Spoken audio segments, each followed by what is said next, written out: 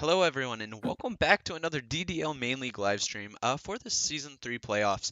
This time, the Lapras Conference will be kicking off with the Mesagoza Performers and the Postwick Pelippers here. Both teams had really nice regular seasons, both going 5 and 4, and they even played head-to-head where Lost Beach came out on top. Yeah, I know this is going to be a very interesting one. But before we get into that, I'm Clomps, and I'm joined here today with my host, Spanish. How you doing today, Span? Yo, what is up, gang? I'm chilling. Hello. I'm chilling too. That's crazy. We're You wanna? chilling together. Oh yeah, yeah, yeah. So this is an exciting match, right? We have Gamer on one hand, and then we have Lot Speech on the other. These are two up and or yeah, Lot Speech. These are two coaches who have both, to some degree, had interesting seasons for completely opposite reasons, right? Lot Speech, a coach who we expected very little from, and coming from the second coaches league, he had a bad start to his season, but he kind of clutched up in the end, right? He won like some ridiculous amount of games in a row, Yeah, kind he of won locked those in four here second. straight from week 3 to week 6, and that was kind of Right, exactly. the big bulk of his wins this season. And then Yeah, and obviously he that's picks that's up not that something. Twin Leaf Titans game in week 9 as well. Yeah, exactly. I mean, this is an overwhelmingly impressive season. And then on the other hand, we have Gamer who did something very similar where he started off the season pretty badly. I mean, he won his first game, but it was kind of downhill from there. And then seemingly right around the week break, the season break, he kind of clutched up, won a bunch of games in a row, and here we are, there, seeds 2 and 3. And I mean, overall, these are two fairly interesting teams, right? Both have the ability to play Trick Room, both have the ability to play outside of Trick Room, right? And I Right. mean, they're both really interesting coaches. Gamer known to be a pretty confident, balanced player, right? We'll see how that plays out.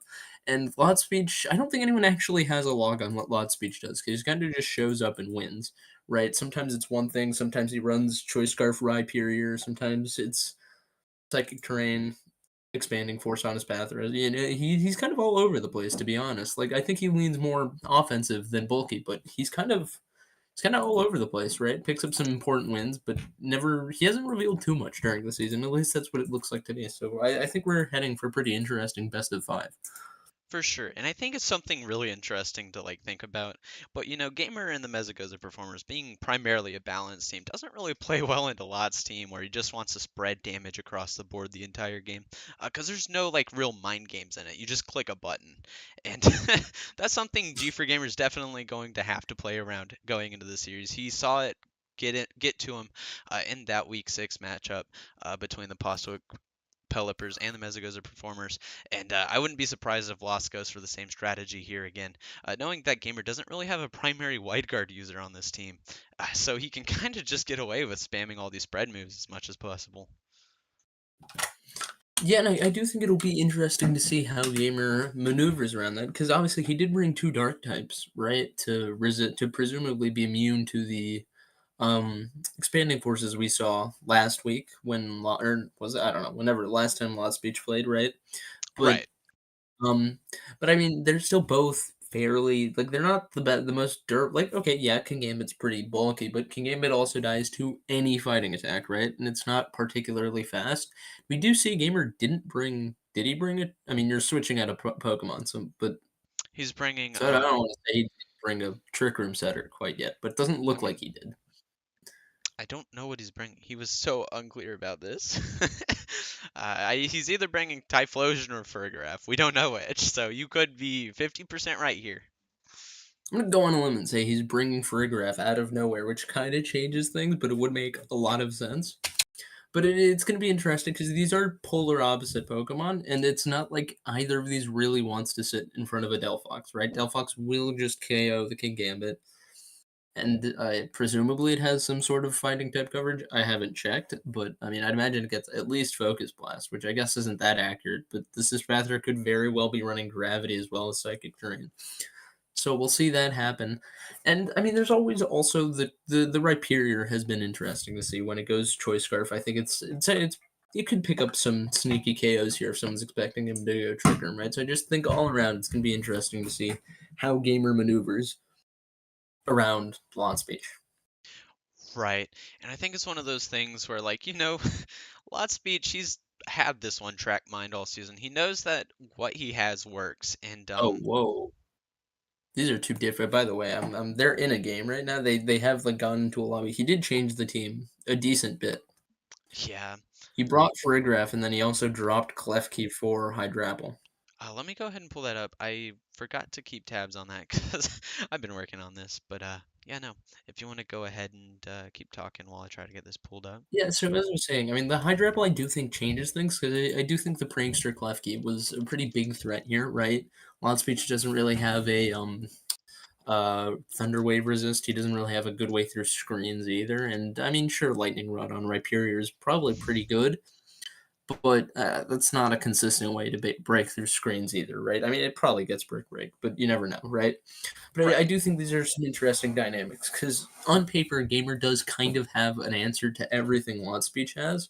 However, I don't think there's a clear way for him to get into that advantage. I think Lot Speech, on paper at least, has a pretty I don't know if I'd say advantage, but I think it's easier for Lot Speech to play his game, where he just has to put a Pokemon there, get it in like semi the right position, and just start clicking stuff, right?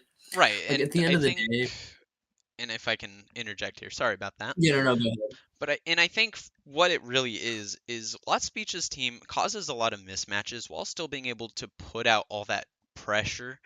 Whereas Gamer's team wants to single target, wants to play around the opponent's mistakes. And there's not a lot of mistakes to be had when you get those spread moves, especially when you got great mismatches on the defensive side of things for Lots. And Lots is going to take advantage of that. He always does. So it'll be interesting to see. Yeah, I do think it is worth noting that if this Kingambit can get a Swords Dance up, I do think that it has the potential to go 1v6, because Lot Speech doesn't have a clear way of killing it, right? Like Rhyperior, sure, but everything except Blastoise can get hit for super effective stab damage from Kingambit. So I wouldn't be surprised if we saw a gamer pull up with Swords Dance or with Supreme Leader, and we just see it try to sweep in the end, right? And he just tries to Right. play for that. Yeah, no, But that would I make a mean, lot this of King game sense. is a huge issue. And I think one of the things Lutz has going for him is that he has a lot of those checks to this King Gambit, and it doesn't have to go down turn one for Gamer, but it does have to go down through just chip and chip and chip throughout the game. And luckily for Lutz, that's kind of the antidote he has here, as well as that right period to kind of just hard check it with a high horsepower, maybe an Earthquake. Probably not an Earthquake though, just because it would hit his own teammates. Yeah, I know personally, I would never risk the high horsepower, and I mean the earthquake into Sinister probably isn't that bad, but I do think it's gonna be interesting because this really is. It's gonna be hard for a gamer to position, but I think if you can get the first few turns, or like if you can get a few consecutive turns with good positional reads, right, the proper switches to survive certain attacks, I think if he can get that off, it's probably gonna be looking really good. I think once Gamer gets into a good position for himself, I think Lost Beach will find it a lot harder to come back than Gamer will in this matchup. For sure. And I think it's one of those situations where, if I can kind of speak on this a little bit, I think Gamer he needs to get a KO early. He needs to get a few KOs early, and big KOs. You can't just be taking like the support mon. You can't just be taking like a Rhyperior that's only there for like one Pokemon. You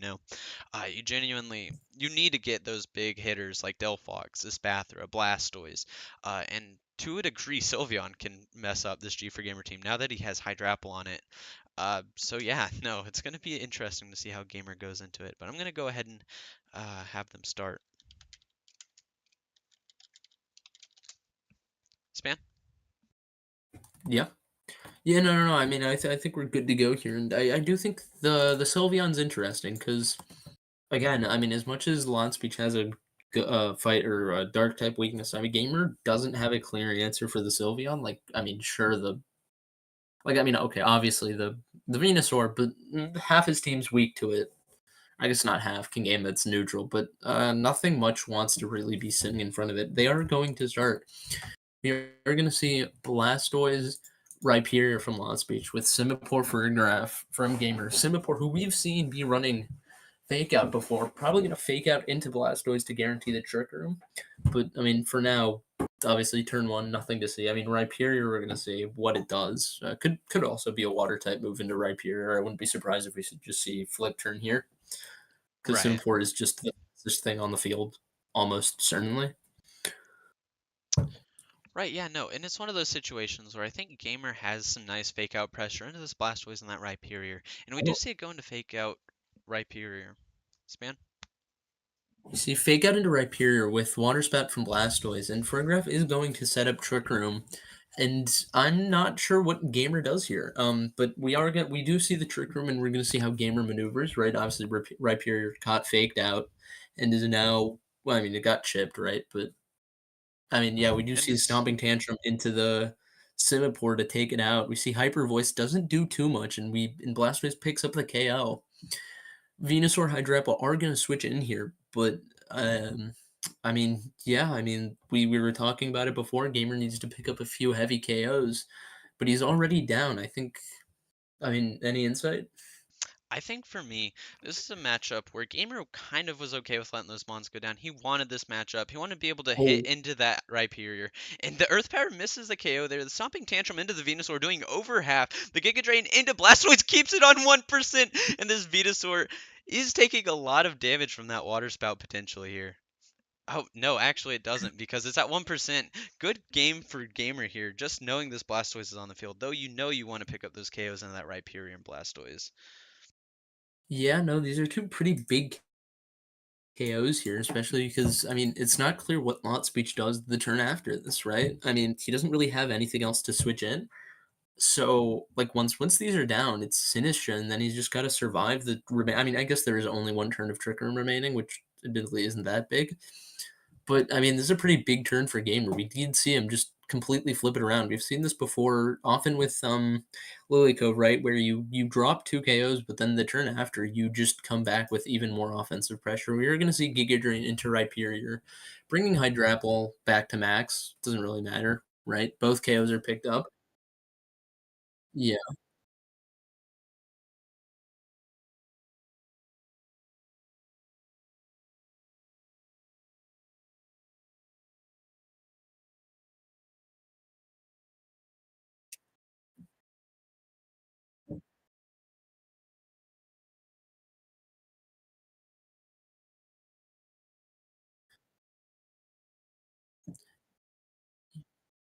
Yeah, I mean, more importantly, I mean, as Trick Remends here, Spathra is going to pick up a speed boost, and we don't see Gamer switch out into more Pekka, which means he won't have fake out pressure on this next turn, and Spathra will just be able to go hit whatever it wants, presumably. I mean, I guess it's probably going to set up Psychic Terrain. We see Right. more Pekka switch in, predicting a Psychic type move. Yeah, we see it. We see Expanding Force crit into Hydrapple from Delphox. Delphox eats an Earth Power from Hydrapple. I'm not quite sure how it did that, but it did eat it pretty well too. So that is now Gamer, as I said before, more Pekos coming in, and it will have fake out pressure. And we see a Spather switching out into Sylveon as King Gambit switches in on the Hydrapple spot and eats a Heat Wave and gets one shot.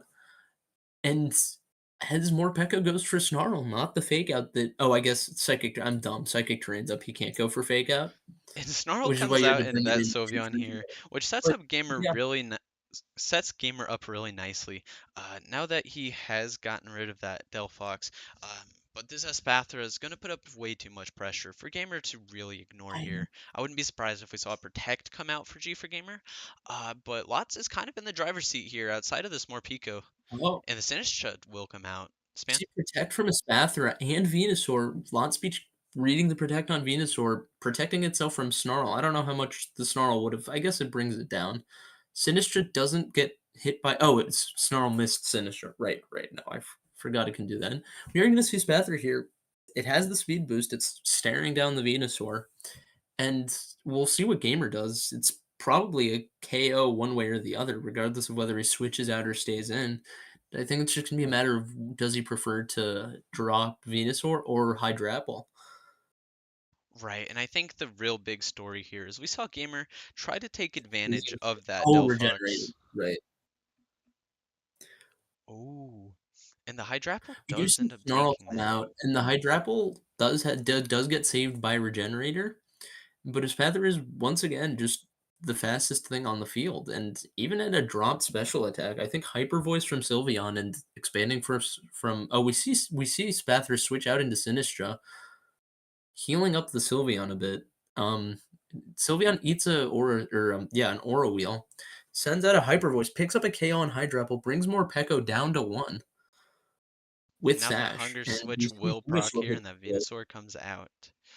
Yeah, no, it's one of those Yeah, situations where, Gamer, he's still got to deal with that as Bather somehow, and this Venusaur doesn't have screens to kind of help back up the special defense stat that it has. yeah, And this Sinistra, on the other hand, also is on the field, so it can redirect that Aura Sphere, or the Aura Wheel, from that yeah, we Morpeko.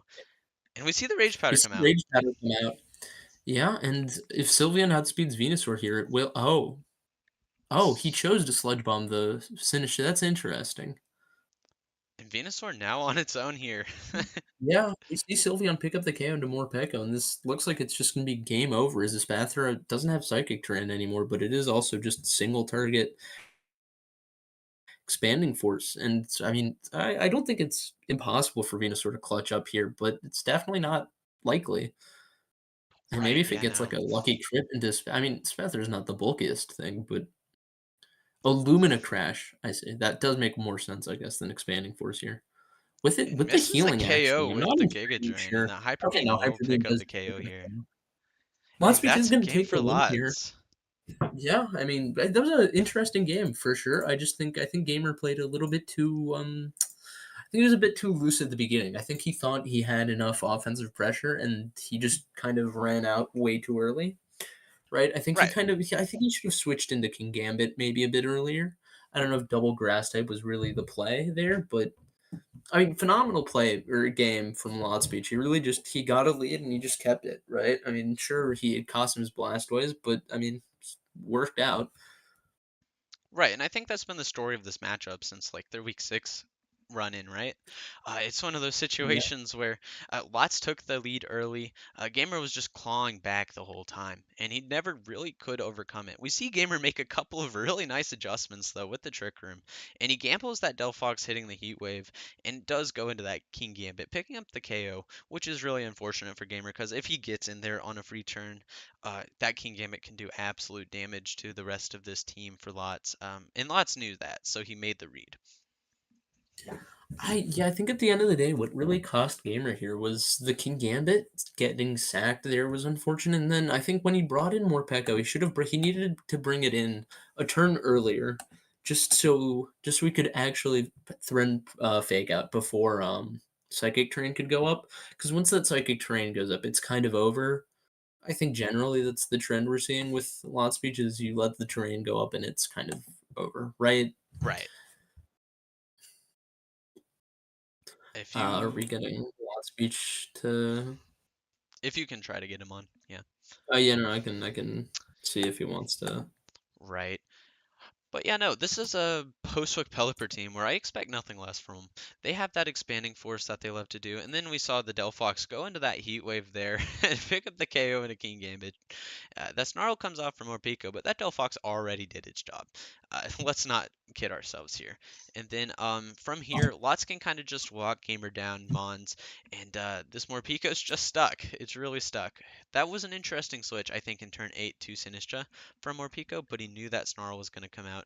And he gets the miss anyways, which is really massive.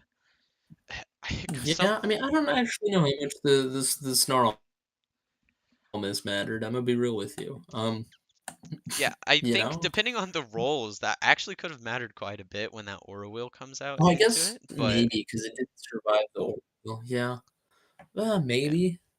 but I don't know if that's enough to pick up the KO, especially as a spread move for Morpeko. But Morpeko is a pretty like good Snarl, it's attacker. spread. I mean, sure Yeah, it's stab, but if Oral Wheel was doing that much, it probably wasn't invested in special attack. So I don't think it would have done that. I don't think it would have mattered. yeah, and I think But as for like G for Gamer, he made really nice adjustments, and it just happened to be like he got outplayed in this game. And at the end of the day, there's not much you can do when you get outplayed. You just got to take it and move on to the next one. But we'll see Lots take the lead here, and that's really an interesting one. Any word on that? Yeah, Lots Beach has said he cannot interview post game. Truly unfortunate. Alrighty. Well, if that's all we got today, is there anything you want to say before you sign us off? I mean, I don't know. I think this is honestly probably one of the more underrated games here. This is a pretty or matches, right? This is a best of five. They could very well go to a game five, Right, and it right, kind of it's going to be an interesting one, right? Like I think a lot of people get caught up in the Dakota game, in the Picanor game, in the PCR game, but I think this has potential to be a fairly interesting match between the two. Because right. as And we've seen, these are very close games that aren't like these could have gone either way. Maybe if the right period goes down, like if a bit of the damage rolls go differently, this is a completely different right. game. And like we see a few times in this game where Gamer just doesn't get the rolls he's looking for, and it just cost him big time in the end game. And it cost him a turn of Trick Room as well, because getting a turn of Trick Room wasted off of a really nice live from both Mons. Is just really unfortunate because even if you take out one Mon, right, you're able to do something with it. But when you lose that turn of Trick Room on both Mons and then have to reestablish the KOs, that just kind of throws the entire Trick Room game plan out of the window for that first half of the game. Yeah, I mean, Trick Room is a very finicky thing. If you're not fully prepared to run it, right? If you just do it haphazardly, it's not going to work out usually because there is very specific things that need to happen during your Trick Room turns. Be it setting up, be it just picking up like a immense amount of KOs, or at least just putting yourself in a good position, right? Right. And I think for me personally, like hitting on what you were saying about the series, I 100% agree with you. I think for me, this is probably one of the more exciting series just because, I always like watching the Mesagoza performers play, regardless of where it's at. But this Lost Beach Pelippers team is looking so, so nice going into playoffs. They had all the hype. They set a league record for probably the best perfect game that we've ever seen in league history. They went 6 KOs in 6 turns without any feints against the Castelia Hustlers in play-ins round one, and that sets a Huh? record. And I think he deserves a shout out for that on his own. I'm sorry I didn't get that at the beginning of the stream, but You yeah, just didn't hear. I will say I am shocked this Blastoise wasn't running Ice Beam at all. yeah, Um, yeah, Actually, I don't know why he clicked Water Spout there. If he clicks like literally any other attacking move, I think this would probably. I don't know. I don't right. know. Yeah, if you click another attacking move, it sets you up a little bit better. But that didn't happen, and Lots still came out with the win, so that just shows he can misplay and still win this. Yeah, no. I mean, I think we said at the beginning. This is really like Lot Speech has it very simple what it takes for him to win these games, and it's kind of on the opponent to get a lead, right? However, once the lead is like once you get a lead against him, I think you are in a good position to win. But Right. it's you might struggle to get it, right? You have to make good defensive pivots, probably be EV'd specifically for certain things, right? Hmm. I will say there is a lot of special attackers. I don't actually know. Like I think light screen here would have been kind of clutch. For It'll be sure. interesting to see though. I'd personally I'd predict that Embor's probably gonna show up next time. I think Embor probably runs through Lot Speech pretty decently. Seems counterintuitive, but And from Loud Speech, I think there's only so many times he can run this, right? Because at the end of the day, he's got four strong special attackers and one Rhyperior, and then a Right. support one. Right. And And so at some point, the clock will run down, and he just won't be able to run this anymore. Or maybe yeah, not. Who knows? Maybe and it could maybe be. I'm but feeling like it's a more of a to shout out Munoz real quick. But in finals, Munoz, where he was playing Calyrex with no wide guard mons at all, like he had to just take it to the face and kind of match the vibes to kind of win that series at all. Gamer might have to pull out some stops and just kind of accept his fate as he's expanding force fodder. But at the end of the day, if Gamer can figure out an answer for just the sheer amount of like damaging spread moves Lots has, I think he has a chance at this series. And we saw him make some really nice adjustments. So maybe some nice gameplay adjustments are what need to come next for Gamer to have the chips fall his yeah, way. I mean, I don't. I think that Sludge Bomb into Sinish. I think that Sludge Bomb goes into Sylveon. I think he wins it, but Right, but Yeah, I'm not sure why he goes for the KO into Sinistcha there. I think you need to pick up Sylveon. Yeah, I mean, Sinistcha wasn't really threatening your Venusaur, I don't think. Yeah. But yeah, no, I think it's one of And those admittedly, it series. still gets 2 code by Spathra, yeah, so by Lumicrash, but It's just one of those so I series, guess I think, where I'm just really excited to see where it goes. I think it has the potential to like be very exciting, and I think it's almost as exciting as the Lots or as the Lily Cove Lavender Town matchup, you know? ah, oof, I don't know about that one. That's big words. I don't know. I think it's really hype. I've been thinking about it all day, but I think it's really hype. But that's I that's mean, all I'm I a have to hater. say for the day. Yeah, That's I all mean, I I'm got. good. Yeah, no. If you want to go ahead and lead us out. Yeah, I mean, I think this is a pretty good conclusion for the game, right? This is a close game. We're all expecting good things from both coaches and what remains of their series to be played out. And I mean, this has been a good match, a good review, I think. I don't know if it's the best match we've seen so far, but it was a good one, right? It was close. We saw some good defensive pivoting from both coaches. And at the end of the day, this is just what it comes down to, you know? For So I sure. guess, yeah, goodbye. See you guys at the next match. I think that's me versus Beaconor. Yeah. So easy 6-0 from me, personally. I'm calling it now. Alrighty. Well, it's been nice. I'm Clance, signing